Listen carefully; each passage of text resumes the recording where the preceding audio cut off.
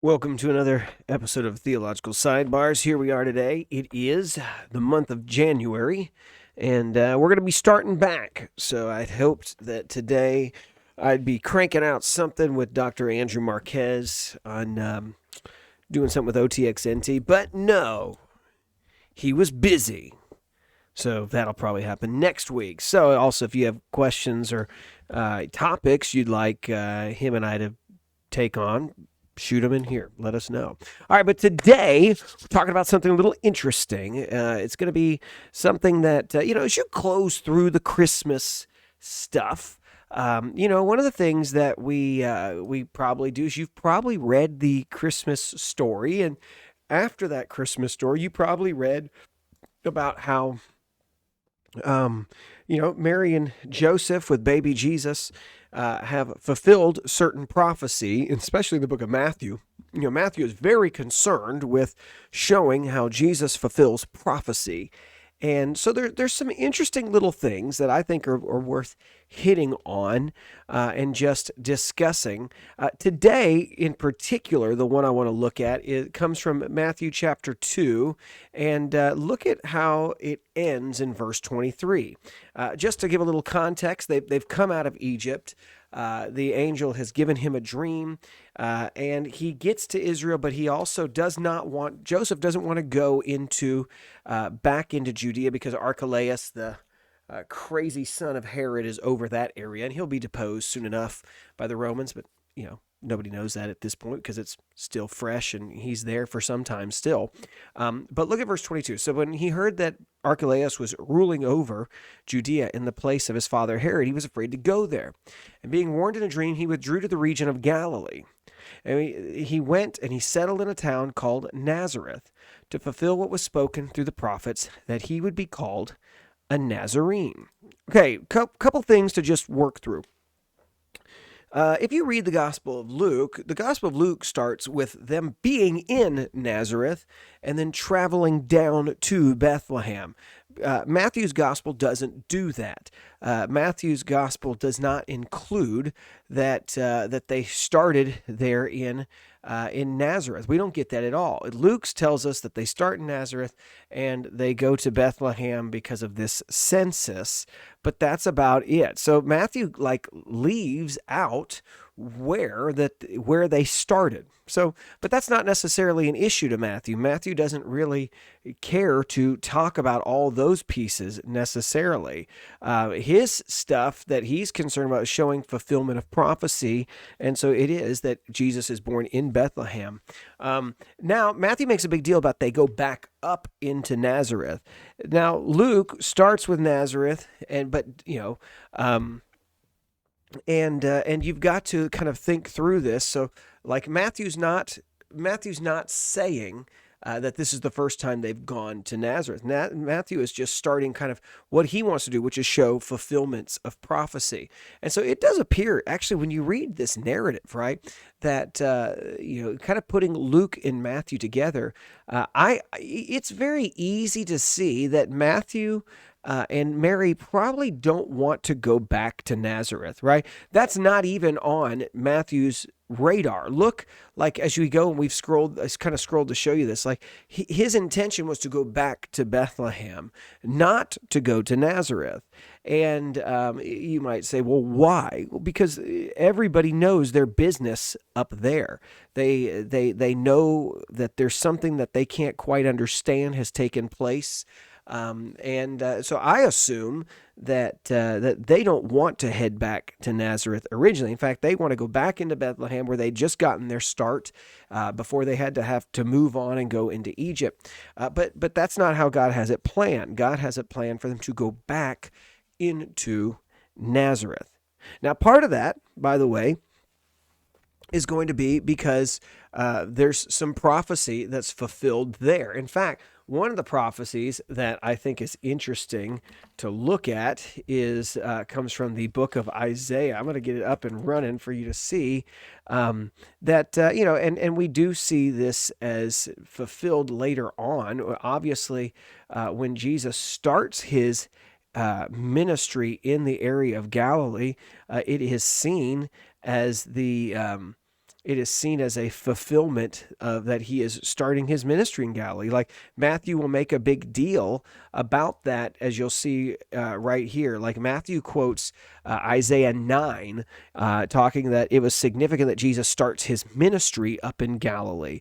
And if you'll see in Isaiah 9, it talks about this light that will come to the area of Galilee, right? So that's a big deal, but that's not the initial prophecy that Matthew is concerned with as we close out Matthew chapter 2.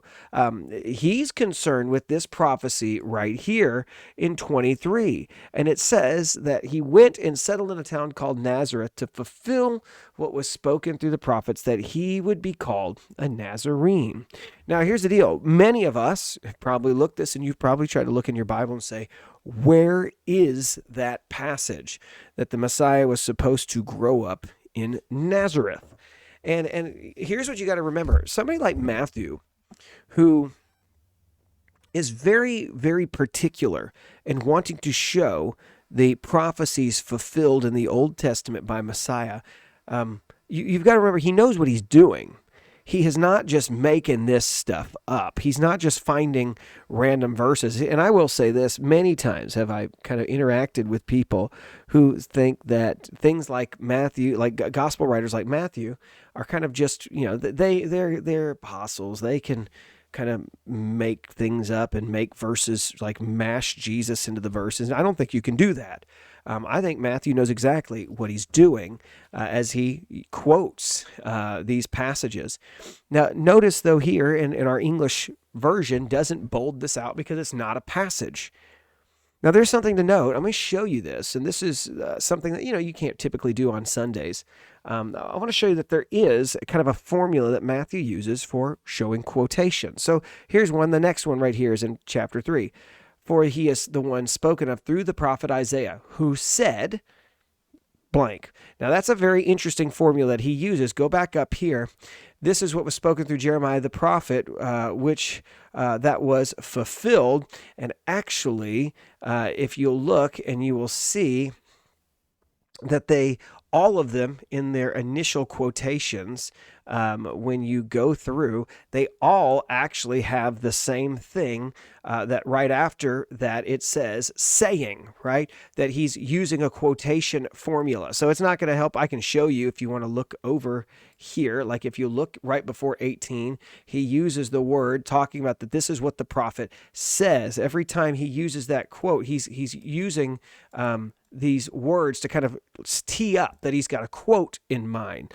This is the one time, right, that we see, at least right here, he speaks of the prophets, plural, but he also doesn't give this prophetic quote, right? There is no prophetic quote that he shows. And so it does give us a pause to say Matthew may not be, I'm not going to say may, Matthew is not meaning to quote a specific passage.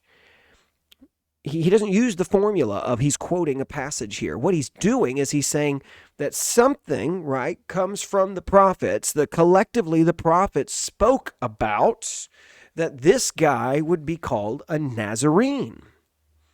So what does that all mean? What does it mean that he was going to be a Nazarene? Well, there's really, I think, two good options on this, two good options of what it could be. I mean, the third could also be, I was going to say the third could also be that just he would start his ministry in Galilee, but Matthew makes the case that is fulfilled when he starts his ministry, that's not what that means.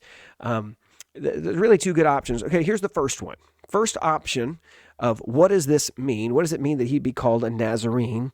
Comes from a play on words with the word, Nazareth, right? So the root word of that, people say, well, it could be that it is not necessarily that he is to be called, that he's this Nazarene, but it's a play on words from something like Isaiah 11, when it talks about a shoot will grow from the stump of Jesse and a branch from his roots will bear fruit. Now, here's the deal. That word branch, right, is netzer. Right? And so they're saying, well, maybe there's a play on words that is used, that he's saying that he's going to be called the branch, that he's called a branch. And that's what it really comes down to. Now, that's interesting.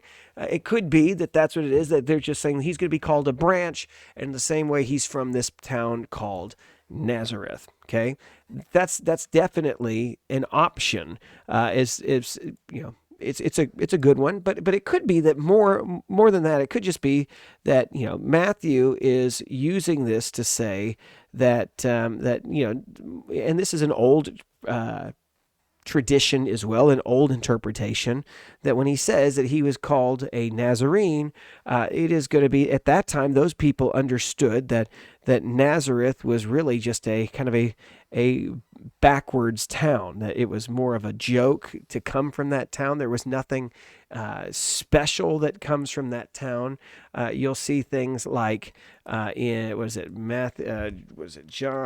1:46, when they're meeting Jesus, it says, we found this, because 1:46, and actually beginning in verse 45, it says, Philip found Nathanael and told him, we found the one Moses wrote about in the law, and so did the prophets, Jesus, the son of Joseph from Nazareth.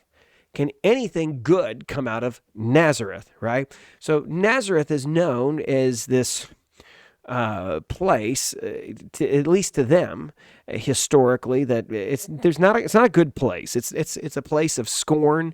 It's a place that you make fun of. It's not really it's a hick town is what it is, and that might be probably a better way to understand this, because then you get insight into things about Messiah that kind of begin to make more sense. So if you look at like Isaiah 53, what does Isaiah 53 say when we talk about him? It says, who has believed that we have heard what we have heard, and to whom has the arm of the Lord been revealed? He grew up before him like a young plant and like a root out of the dry ground. He didn't have impressive form or majesty that we should look at him, no appearance that we should desire him. He was despised and rejected by men, a man of suffering who knew what sickness was. He was like someone people turned away from. He was despised, and we didn't value him. Now that begins to kind of get to the point of probably what they were saying, is that Messiah was always going to be somebody who was, really not valued, who was seen as irrelevant, seen as somebody who that people didn't care about. And I think that that's probably a better way to understand this, that this town is kind of representative of something that is just you make fun of. And we all have that, right? We all know, every region has these towns. Like if you come from that town, there's a stereotype about who you are. And it seems to be that that's the case with Nazareth. And that fits with what we see collectively, that this Messiah was going to be someone that they don't care, that he was not necessarily on anybody's radar. And there we go. So I think those are two good options to weigh, to really kind of think through. Obviously, like I said, it's clear that Matthew's not directly quoting. He's giving the sense of what the prophets said. So I hope that helps you work through this passage. At some point, maybe I'd like to do the out of Egypt, I called my son. We don't have time to do that here today. But hopefully going through, looking and just kind of seeing how Matthew, it's very clear. He's not using a direct quotation formula as he's talking about this, and then trying to see what is that sense then that the prophets speak about this. I hope that's helpful. All right, we are done for today. Thanks for listening. If you like, subscribe, and let me know if there's anything you'd like to touch on an episode of Theological Sidebars. Talk to you guys later. Bye-bye.